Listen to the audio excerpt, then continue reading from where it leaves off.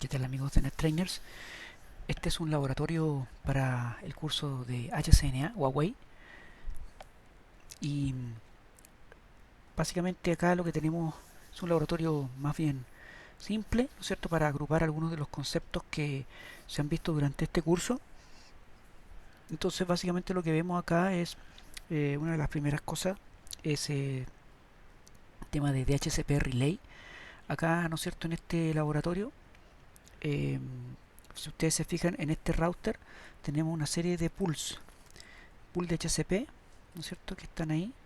Ahí están los pools de HCP para las distintas VLAN, pero como esas VLAN cierran en el switch core acá, entonces en este switch core lo que necesitamos implementar es precisamente, eh, por ejemplo, en las interfaces VLAN, vamos a hacer una, tenemos implementado DHCP Relay. Entonces con el DHCP Relay podemos reenviar, ¿cierto?, las broadcasts que llegan acá de los servicios de HCP hacia un equipo, en este caso que está en router, un equipo centralizado.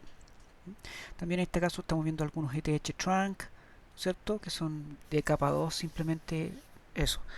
Eh, Acá en este laboratorio fundamentalmente tenemos varias VLAN, una VLAN 100, 110, 120, que es una de invitados, y se solicita, ¿no es cierto?, se solicita que los usuarios corporativos, VLAN 100 y 110, sean nateados de una forma y los invitados sean nateados de otra forma.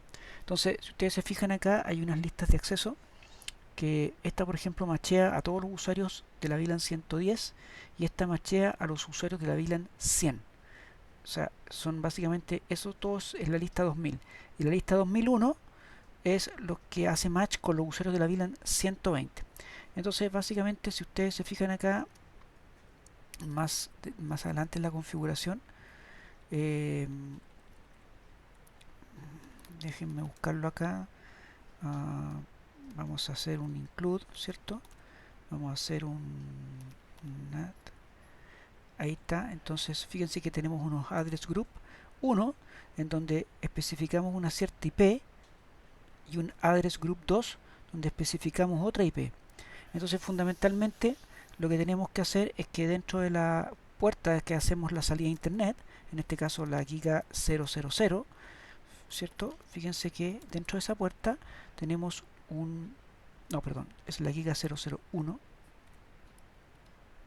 Aquí sí, ahí sí. Dentro de esa puerta tenemos un NAT Outbound 2000 address group 1. Significa los usuarios que hacen match, ¿no es cierto?, con la lista 2000 se natean de acuerdo al address group 1 y los usuarios que hacen match con la lista 2001 se natean de acuerdo al address group 2. Entonces, en el fondo, ciertos usuarios salen con un IP, otro usuario con otra IP. En el fondo, un NAT basado más bien en políticas. ¿Ok?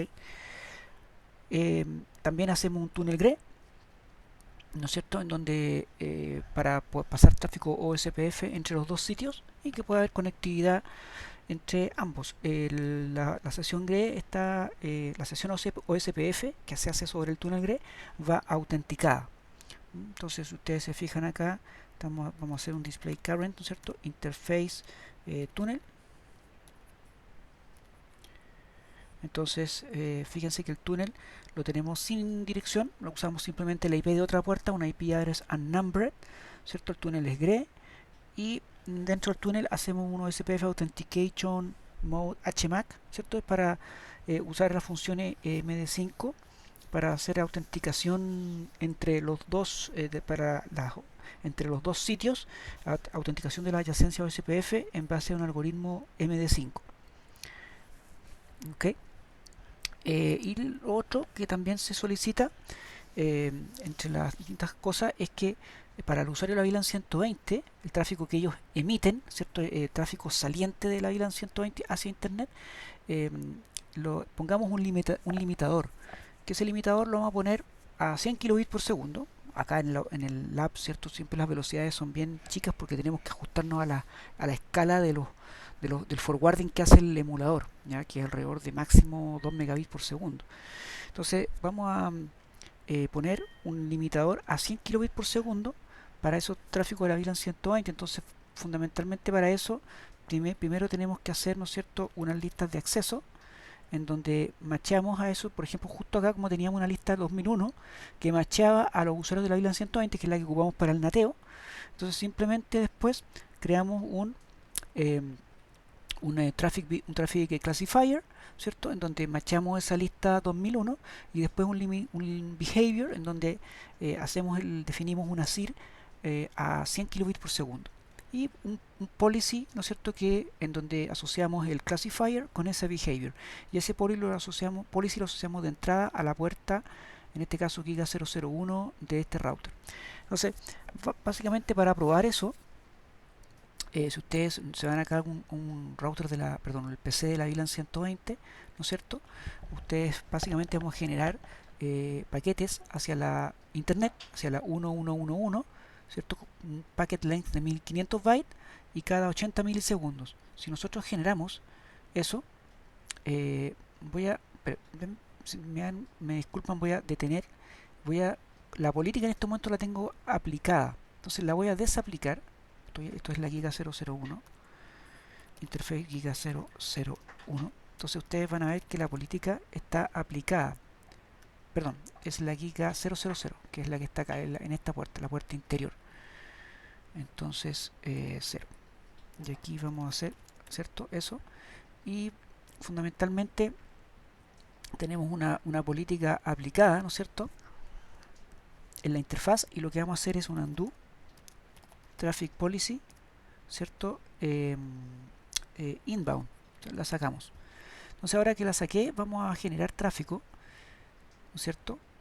Y ese tráfico, de acuerdo a las condiciones que son de la cantidad de paquetes y en el tiempo que se tiene que emitir, nos tiene que dar aproximadamente un tráfico de alrededor de 150, 160 kilobits por segundo. Si nosotros hacemos una captura con Wireshark, ustedes van a apreciar que en las estadísticas hacemos un summary, aproximadamente, se fijan, 150, acá 149 kilobits por segundo.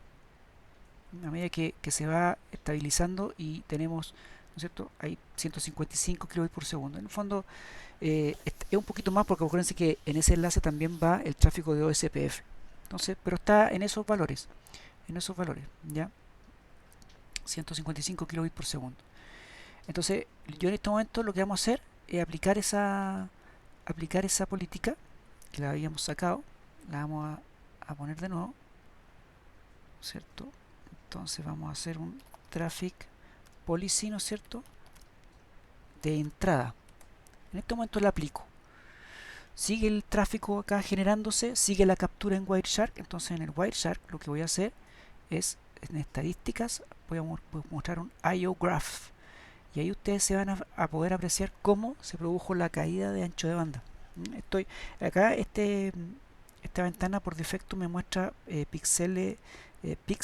digamos, me muestra paquetes por tick, pero voy a ponerlo en bits por tick. Ahí. Fíjense que en promedio estaba entre 100 a 200 kilobits por segundo, justo en la mitad, más o menos en 150 kilobits por segundo, pero bajó a alrededor de 90. Nosotros el SIR la especificamos a 100, pero siempre hay un poco que se pierde en otros protocolos. Entonces se fijan que alrededor de 90 kilobits por segundo se muestra esta gráfica. Lamentablemente no se actualiza en tiempo real, uno tiene que cerrarla y volverla a abrir. Y la verdad es que todas las configuraciones se pierden. Entonces de nuevo está en packets por segundo, hay que ponerla en bits por segundo. Pues ustedes se fijan, ahí tienen, ¿no es cierto?, cómo ha bajado el ancho de banda. Si yo de hecho voy al router y de nuevo la saqué la política nuevamente, ¿cierto? Hacemos estadísticas, IO graphs, van a ver que vuelve a subir. ¿Se fijan?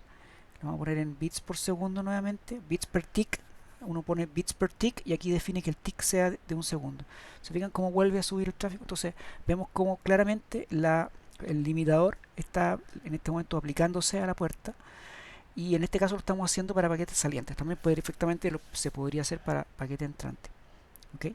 Pero ese es fundamentalmente la idea, el objetivo de este laboratorio: generar toda la conectividad y después aplicar estos traffic policing, ¿no es cierto?, en donde podemos ver claramente, haciendo consultas en Wireshark, cómo se aplica esa política y en el sentido en que la estamos aplicando.